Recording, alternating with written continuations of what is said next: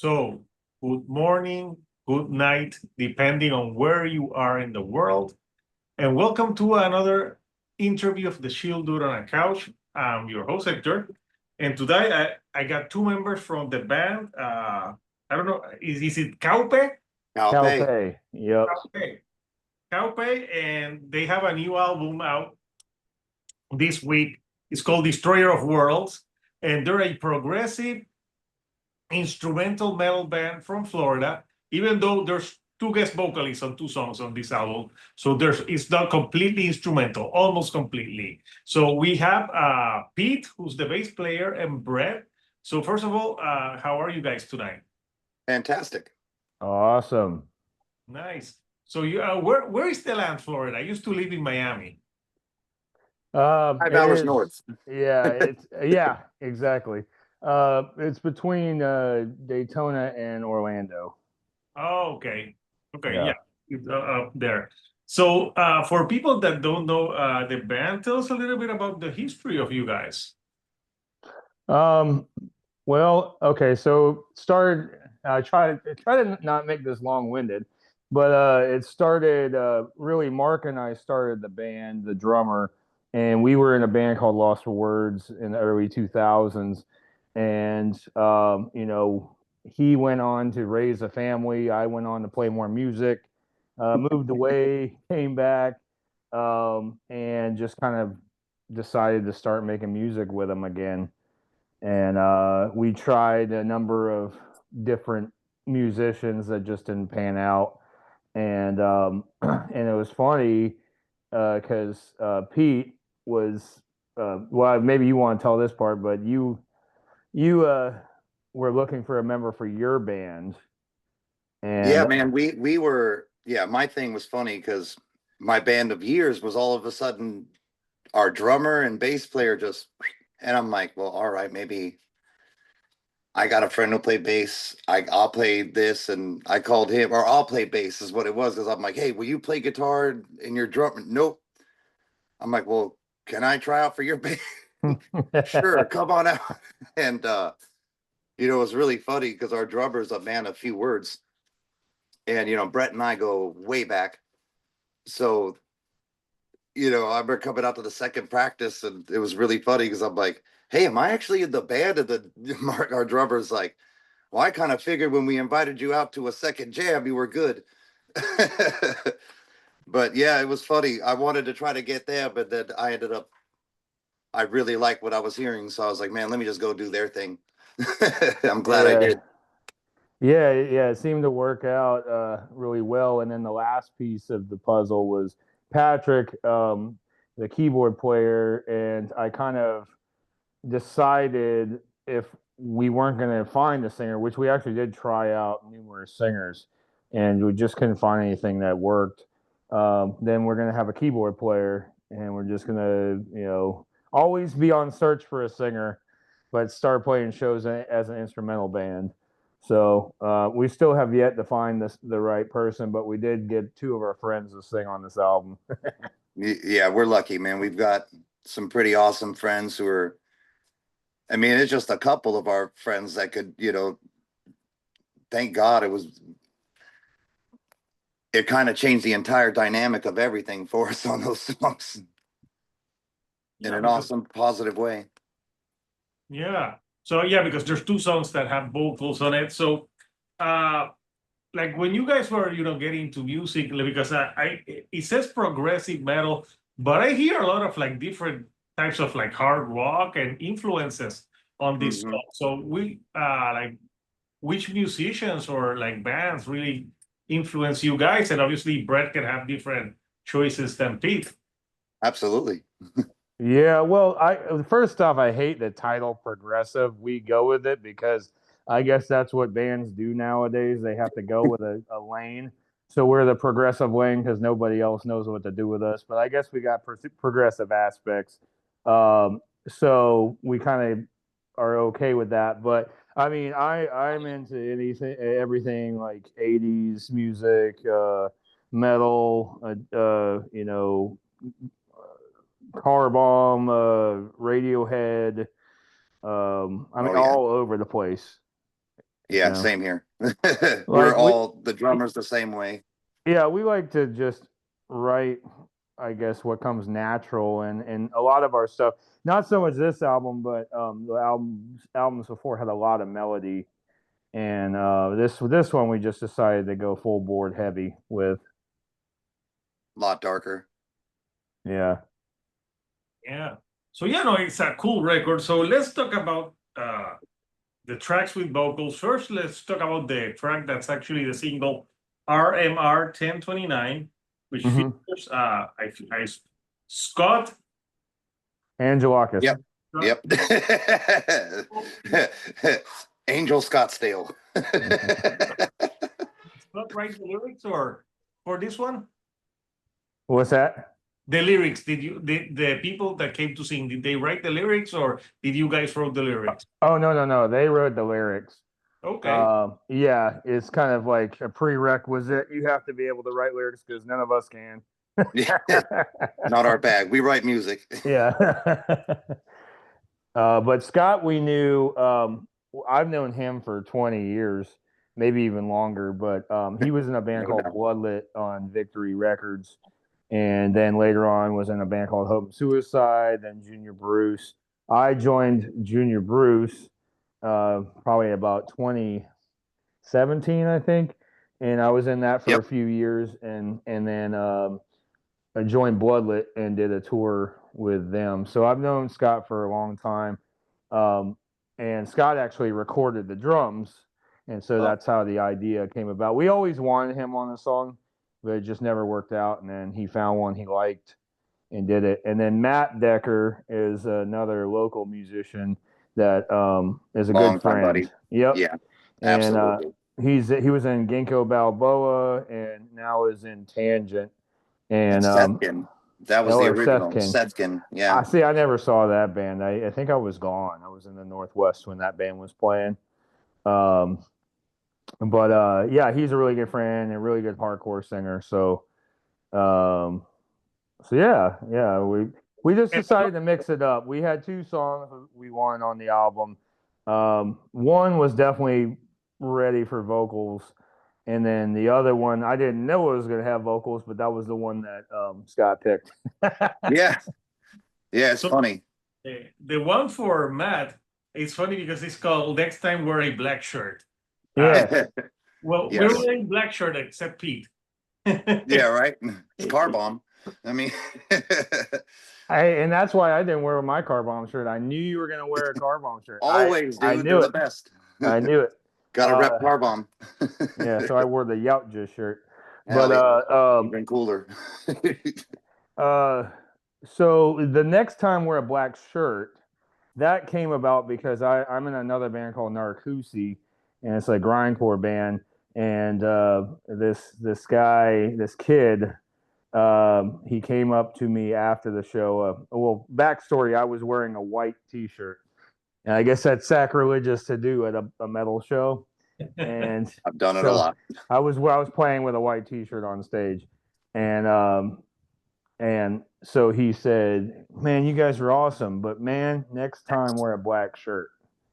And I just thought that was the funniest thing. I was just like, "Okay, buddy," and have a nice day, But I thought that was the funniest thing I'd heard. So I wrote that down as like list of song titles, and it has nothing to do with Matt's lyrics at all. And I told him, "Hey, we're gonna name the song that.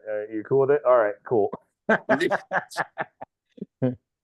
And he's got that kind of humor too, though. He's, I mean, his band's called Ginkgo Balboa. That's as cool as it gets as far as like mixing play stuff. on words. Yeah, it's so good. Yeah, he's awesome, dude. Great singer, super good person, great friend, good dad. He's an awesome guy. I'm glad he did the song with us. He came out killer. Yeah, so no, both songs are awesome.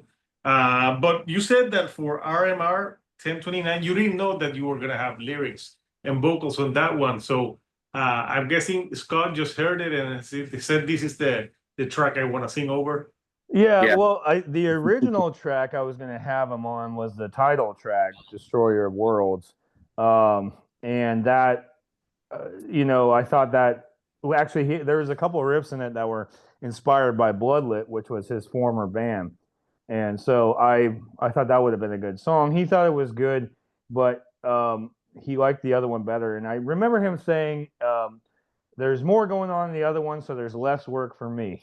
He That's had my man. less space to fill up because like he just got back from Switzerland. He was on vacation, and then I was like, "Hey man, you got to get this done now," you know. And he's like, "All right, well, I'm gonna have to write a whole novel on this song, and then this one's gonna take less effort." But he really added the chef's kiss to that song for sure. Yeah. Okay, so sounds fun.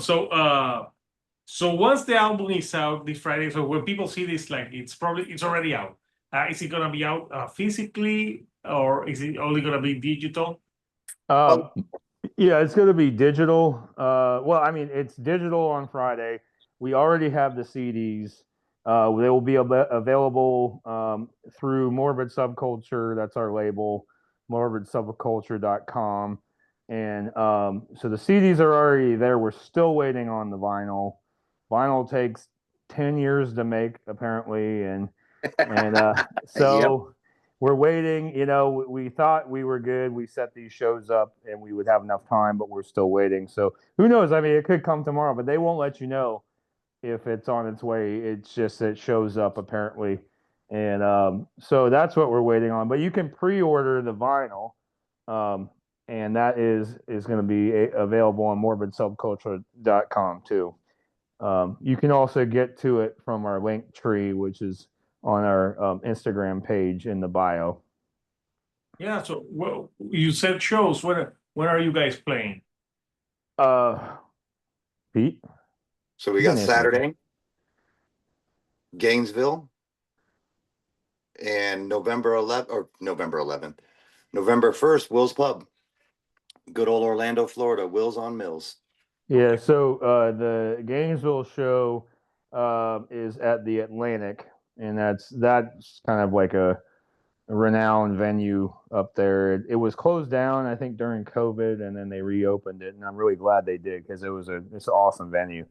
But yeah, it's with some, I think, more North Florida bands. But it's gonna be a good show, and then the November 1st show at Will's is gonna be with our friends Boonand, Hutch, and Dark Arctic at Will's. Okay. So you have those two shows for now. Anything more, or Nothing right now. Okay. Actively looking. Well, we're always looking. It's just, you know, apparently when we try to get shows, fall is incredibly busy and was already booked out 4 months prior. So I had to fight to get these shows, and not for anything else than availability. Everything's taken. I mean, they're booking into 2026 now. So Yeah, it's bananas. So yeah, I think we stopped playing shows for a while and to work on the album. So I think once it's out, it'll build up steam again. We'll start playing more shows. Yeah. Talking about the album, let's talk about the artwork for the album. Here it is, Destroyer of Worlds. Tell me a little bit about, first of all, who did the artwork and what you guys were going for. Obviously, the War of the Worlds theme, kind of, you know. H.W. Wells, yeah. Yeah, total H.G. Wells style, which is what definitely the look of it. Yeah, that was you know what we decided to name the album. And the concept behind it is just kind of like social media and technology, how it's corrupting all of us, and pitting one another against each other. And meanwhile, while you know the powers that be are destroying the world. Not to get overly political, but the people that we don't even know about are destroying the world as we're preoccupied by everything that we're getting fed by algorithms and other things. So that was the idea, and then we worked with this artist from Russia who's incredible. She's incredibly talented, and she goes by Stu Tender. I think that's how you pronounce it. It's STU. I don't Stu TNDR. And she just, I said, War of the Worlds, and she came up with that, and she's incredible. Yep, came out awesome. It looks cool. It looks like a pulp cover or something, like an old pulp magazine or Like an old, like also comic book, like an old comic. yeah, like it's exactly. It's got like the 1940s, 1950s feel, not like a modern comic or anything. It looks like old stuff, which is great. Love the retro feel of everything. Yeah, it came out really good. We're super happy. Yeah, it looks really cool. So, so this is so for the physical copies, you can follow. They can follow the band on Instagram, and you guys can let know people, hey, when the physical copies are going to be there. So, is there a story behind the band name Kaupe? Kind of. Yep. Can you tell? There's always a story, my man. There's always a story. Tell the story. Once again, this has to do with Scott Angelakis, and who was sang on the album. But we actually, before that, at his studio, we were working with another engineer, and we were looking at a picture of somebody that had a big frizzy hair and a Hawaiian shirt, and we said, "Oh, he looks like a Hawaiian werewolf," as a joke, right? And we'll leave that person nameless. And then I told that to Scott, and Scott looked up Hawaiian werewolf and came back with Kaupe. Oh, Yeah. So that's a malevolent spirit from Hawaii that lures people to their deaths by making a sound of distress. So he lures them out to the woods and then kills his victims. Yeah, it's pretty dark. that's why you any time you hear a sound of distress, just ignore it. That's right, Yeah. man. Yeah. That's So you like might why learn you're something Roma, that'll save your life today. Especially if there's like a woods involved, like you don't need you don't need to be there. So yeah, I didn't know that about Kaupe. But yeah, that's interesting. So guys, I want to thank you for taking some time of your night to chat with me. Yeah. So for people who wanna get more involved with the band, where can they follow you? Or you mentioned a link tree. Yeah, well, we're on Instagram, Calpay Band on Instagram. We're on Facebook as well. That's as far as we're not on any other social media platforms, but we're on Spotify, Apple Music. Yeah. The link tree is on our Instagram page in the bio. Yeah, they'll take you everywhere. Yeah. So hopefully the vinyl will come out sometime, hopefully before Christmas or next year. That'd be amazing. Yeah. Great Christmas present. So all our fans. So for you guys that you play mostly before instrumental music, like when you're playing something, like what do you want to evoke from your listeners? Huh. I mean, I don't know, dude. That's kind of a hard question because, like, sometimes I try to think of ideas for that exact purpose, but for the most part, like most other artists, it ends up becoming selfish and it's what we want. or you hear a cool new album or new this, and it might inspire a small vibe, but for the most part, after that, it's kind of just we don't. I don't know. Sometimes you kind of think of, oh man, that would be cool. Like we see people do this, but for the most part, it's literally what it's kind of selfish. It's how we feel, even sometimes we'll kibosh our own stuff. So yeah, it kind of is all about, I mean, really what. Yeah, I think like as far as like what we try to get, the question was what we try to get out of people. Is that what you asked? Yeah, sure. Yes. Out of the listener. Well, I mean, I just think we set a mood. We Yeah. just try to set a mood, you know, and technicality is kind of a byproduct. A guitar solo is a byproduct. You know, it's more about um, the feeling. Like, does the song move you? You know, um, it's not so much about um, like musical prowess, I guess. You know, it's I don't know. That's it's people call it cinematic. Yeah, I Guess you love say. that. I love that because that's what a lot of people, especially live, we get like a lot of people first time see us like, man, I closed my eyes and I saw this, and when I listened to you on Spotify or this, and I can usually see things when I hear your booze. Like, oh, that's cool, man. That is always nice to hear, and I'm glad that it does inspire some sort of visual imagery to people, or kind of lets them. I mean, take it however you want. You can like it, love it, hate it. I mean, preferably you love it, but like, it's just cool that people have any reaction, I guess. Yeah, another thing I get is like singers like, man, I hear melodies all over this. I hear vocals, and I'm like, that's great.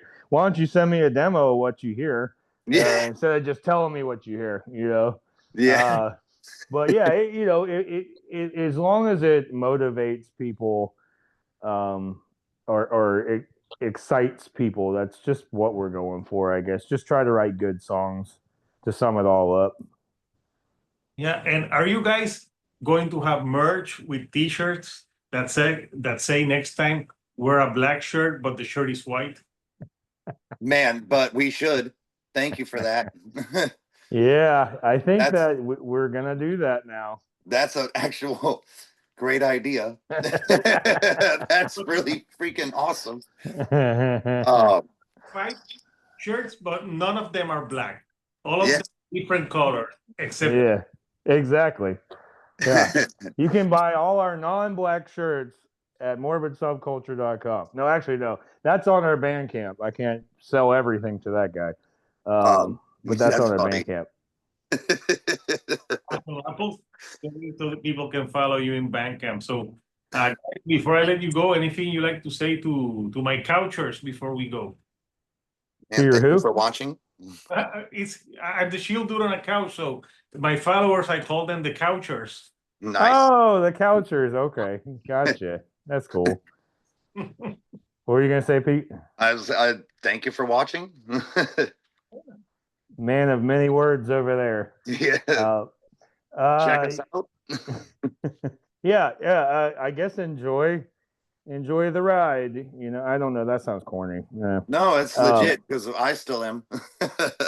We embrace any and all new fans. Absolutely. Cool. So if you like instrumental, I also I read progressive, but I heard a lot of like hard rock, different styles, just cool instrumental music with two songs that have vocals on it. Give Kaupe a chance. Destroyer of Worlds out digitally this Friday is out. Yes, sir. CDs coming soon. Vinyl coming later than soon. First Yeah. CDs, and you can I'll post the link so you can follow the band and you can get them, and obviously watch out for those color shirts. Yeah. No Love it. black shirts. We're starting a movement. Yeah. That's it. Until next time, this Hector, the shield dude on a couch, and I'll see you all right here on the couch. Thank you and goodbye.